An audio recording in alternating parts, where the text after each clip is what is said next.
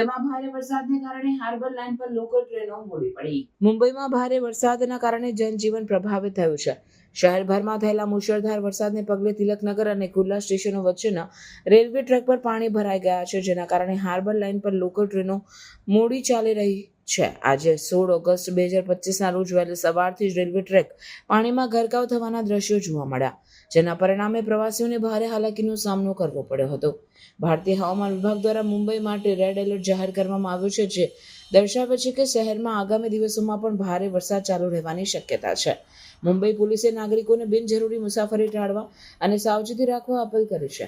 CN અને બાંદ્રા સ્ટેશનો નજીકના રેલવે ટ્રેક પર જળબંબાકારને કારણે પ્રભાવિત થયા છે.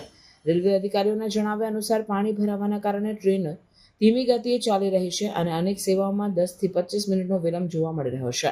મુંબઈની જીવાદોરી ગણાતી લોકલ ટ્રેનોમાં વિલંબ થતા લાખો પ્રવાસીઓ પર તેની સીધી અસર પડી છે. સત્તાવાળાઓ દ્વારા પાણી નિકાલની કામગીરી હાથ ધરવામાં આવી છે, પરંતુ ભારે વરસાદના કારણે પરિસ્થિતિ પડકારજનક બની રહી છે.